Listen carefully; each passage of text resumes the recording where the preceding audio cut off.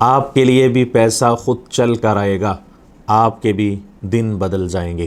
اگر آپ یہ وظیفہ، یہ قرآن کریم کی آیت مبارکہ اور اس دعا کو اس ترتیب کے ساتھ پڑھیں جو طریقہ آپ کے ساتھ میں شیئر کرنے جا رہا ہوں، آپ کو میں اس بات کی یقین دہانی کرواتا ہوں اللہ تعالیٰ کے فضل و کرم سے پیسہ آپ کے پاس خود چل کر آئے گا اور آپ کی معاشی تنگی یہ ختم ہو جائے گی، آپ کی تنگ دستی ختم ہو جائے گی اور آپ کے لیے وافر مقدار میں رزق اور اسی طرح پیسہ آپ کی ضروریات کو اللہ تعالیٰ اپنی غیبی خزانوں سے پورا فرما دیں گے۔ آپ میری اس ویڈیو کو آخر تک دیکھیں، میں آج آپ کے ساتھ بہت اہم باتیں کرنے جا رہا ہوں۔ اس کے ساتھ ساتھ آپ ہمارے چینل کو بھی سبسکرائب کر دیجئے تاکہ مزید ویڈیوز بھی آپ تک پہنچتے رہیں۔ سب سے پہلے آپ کومنٹ میں ایک مرتبہ اللہ لکھیں تاکہ اللہ کی مدد اور نصرت ہمارے ہر کام میں شامل ہو جائے، ہمارے کام اللہ کے فضل و کرم سے آسان ہو جائیں۔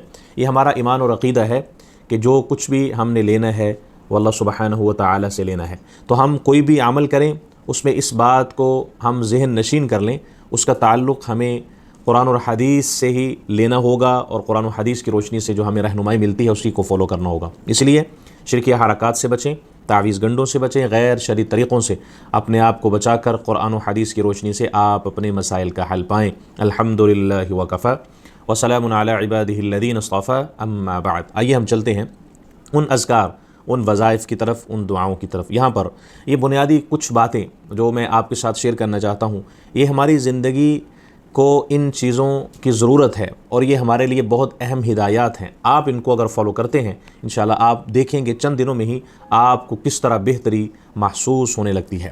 یاد رکھیں، دولت اور رزق اللہ تعالیٰ کی بہت بڑی نعمت ہے، لیکن اصل کامیابی صرف مال کی کثرت میں نہیں بلکہ اس مال میں برکت، سکون اور اللہ کی رضا کے حصول میں ہے۔ تاریخ اسلام میں بے شمار ایسے واقعات ملتے ہیں جن سے معلوم ہوتا ہے کہ جب بندہ اخلاص، تقوی اور اللہ پر کامل بھروسہ اختیار کرتا ہے تو اللہ اس کے لیے رزق کے ایسے دروازے کھول دیتا ہے جن کا وہ گمان بھی نہیں کر سکتا۔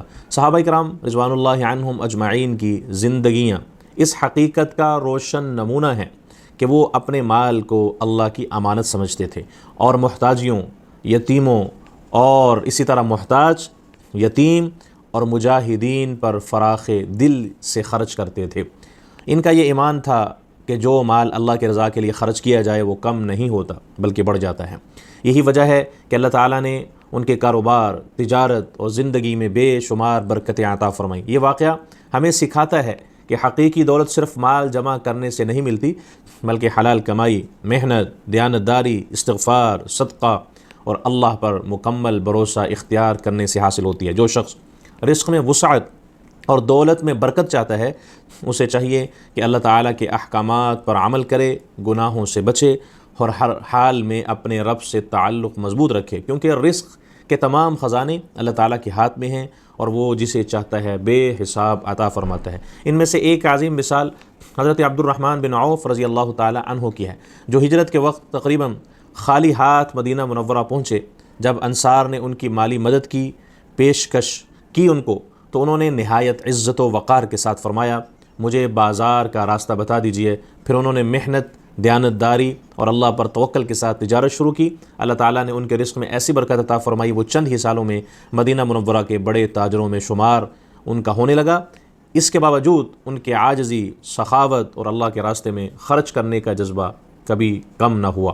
تو یہ چیزیں ہمیں یہ سکھاتی ہیں، یہ بتلاتی ہیں، ہم ان چیزوں کو فالو کریں اور ان اعمال کو، ان اذکار پر ہم عمل کریں۔ تو یہ وہ اذکار ہیں اور یہ قرآن کریم کی ایک سورت اور دعا ہے اور یہ استغفار ہے جس کے کرنے سے اللہ تعالیٰ بہت ہی وسعت کے ساتھ رزق عطا فرماتے ہیں۔ سب سے پہلے اس میں بنیادی چیز ہے سورۃ الواقعہ، جس کے متعلق اللہ کے پیارے محبوب صلی اللہ علیہ وسلم اپنے صحابہ کرام کو سکھایا کرتے، بتلایا کرتے کہ جب بھی کوئی تنگ دستی ہو، کسی چیز کی ضرورت ہو، حاجت کوئی بھی آپ کو ہو تو آپ گھر میں جا کر سورۃ الواقعہ خود بھی پڑھیں، اپنے بچوں کو بھی تلقین کریں کہ سورۃ الواقعہ کی تلاوت کریں۔ تو پھر صحابہ کرام اپنے بچوں کو جا کر بتاتے سورۃ الواقعہ اس کو پڑھیں، جیسے ہی پڑھا جاتا ہر طرح کی تنگ دستی اللہ تعالیٰ دور فرما دیتے۔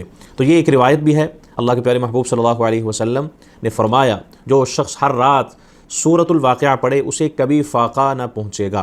یہ روایت سند کے اعتبار سے جو حضرات بتلاتے ہیں کہ اس میں آپ علیہ الصلوۃ والسلام کا یہ قول بھی ہے اور بعض صحابہ کرام کو بھی آپ نے بتایا، لیکن بہت سے اہل علم نے اس کا ذکر مختلف احادیث سے لیا ہے۔ اور اس کے ساتھ ساتھ جو سب سے خاص ایک عمل ہے وہ ہے استغفار کا عمل۔ کثرت سے اگر آپ یہ پڑھتے ہیں، استغفار آپ کرتے ہیں، استغفر اللہ ربی من کل ذنب و اتوب الیہ، میں اللہ سے بخشش مانگتا ہوں اور اسی کی طرف میں رجوع کرتا ہوں اور میں اللہ سے توبہ کرتا ہوں۔ اللہ تعالیٰ فرماتے ہیں قرآن کریم میں فَقُلْتُ اسْتَغْفِرُوا رَبَّكُمْ إِنَّهُ كَانَ غَفَّارًا يُرْسِلِ السَّمَاءَ عَلَيْكُمْ مِدْرَارًا وَيُمْدِدْكُمْ بِأَمْوَالٍ وَبَنِينَ وَيَجْعَلْ لَكُمْ جَنَّاتٍ وَيَجْعَلْ لَكُمْ أَنْهَارًا۔ اپنے رب سے بخشش مانگو، بے شک وہ بہت بخشنے والا ہے، وہ تم پر خوب بارش برسائے گا اور تمہارے مال اور اولاد میں اضافہ فرمائے گا۔